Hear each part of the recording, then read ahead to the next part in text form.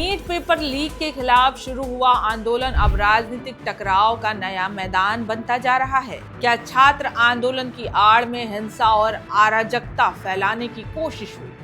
और आखिर क्यों अब पश्चिम बंगाल में भाजपा इस मुद्दे पर सड़कों पर उतर आई है? कोलकाता में हाल ही में सीजेपी समर्थित प्रदर्शन के दौरान हुई हिंसा के बाद बंगाल भाजपा ने छात्र आंदोलन के नाम पर अराजकता फैलाने का आरोप लगाते हुए 2 बड़ी प्रतिवाद रैलियां निकाली। इस दौरान भाजपा नेताओं ने हिंसा में शामिल लोगों पर कड़ी कार्रवाई की मांग की, जबकि पत्रकारों ने भी अपने ऊपर हुए हमले के विरोध में अलग से मार्च निकालकर सुरक्षा की मांग उठाई। आखिर कोलकाता में क्या हुआ, किसने क्या आरोप लगाए और अब इस पूरे विवाद पर राजनीति क्यों तेज हो गई है?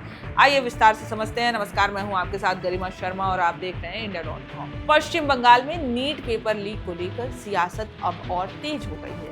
सोमवार को भाजपा की बंगाल इकाई ने कोलकाता में 2 बड़ी प्रतिवाद रैलियां आयोजित की। पहली रैली गोल पार्क से जादवपुर तक निकाली गई। दूसरी रैली सियालदाह से धर्मतला तक पहुंची। इन रैलियों में राज्य सरकार के कई मंत्री, भाजपा विधायक और बड़ी संख्या में कार्यकर्ता राष्ट्रीय ध्वज लेकर शामिल। इन रैलियों का मकसद हाल ही में सीजेपी समर्थित छात्र प्रदर्शन के दौरान हुए हिंसा का विरोध करना था।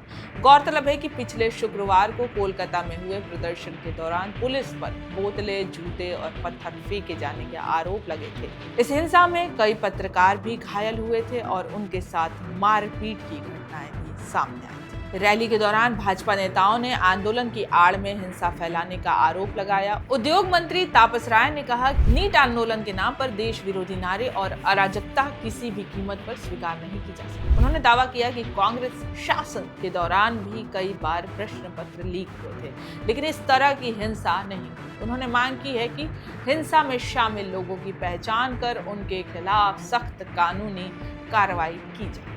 वहीं शहरी विकास मंत्री अग्निमित्रा पाल ने आरोप लगाया कि छात्रों को आगे कर देश में अस्थिरता फैलाने की कोशिश की जा रही है।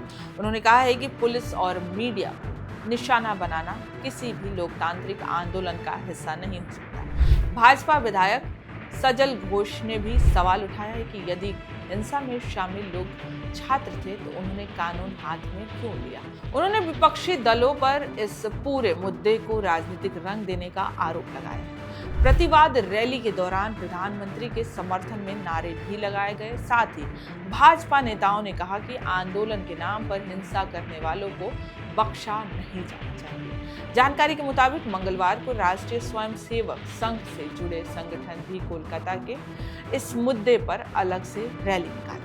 उधर इस पूरे घटनाक्रम में पत्रकारों ने भी अपनी आवाज बुलंद की है। प्रदर्शन के दौरान हुए हमलों के विरोध में प्रेस क्लब कोलकाता से रानी रासमणी एवेन्यू तक पत्रकारों ने शांतिपूर्ण मार्च निकाला। उन्होंने मानव श्रृंखला बनाकर मांग की है कि रिपोर्टिंग के दौरान पत्रकारों की सुरक्षा सुनिश्चित की जाए और दोषियों पर सख्त कार्रवाई। घायल पत्रकारों का एक प्रतिनिधिमंडल लोक भवन भी पहुंचा, जहां उन्होंने अधिकारियों को पूरे घटनाक्रम की जानकारी दी और मामले में हस्तक्षेप की मांग की।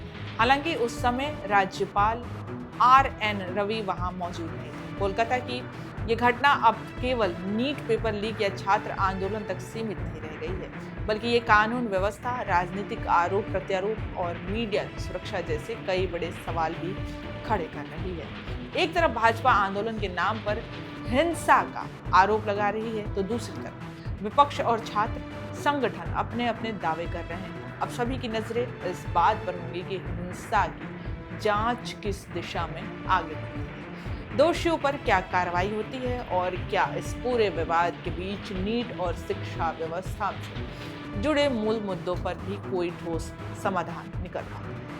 आप अपनी राय कमेंट्स में जरूर बताएं। वीडियो पसंद आए तो लाइक, शेयर और इंडिया.com को सब्सक्राइब करना।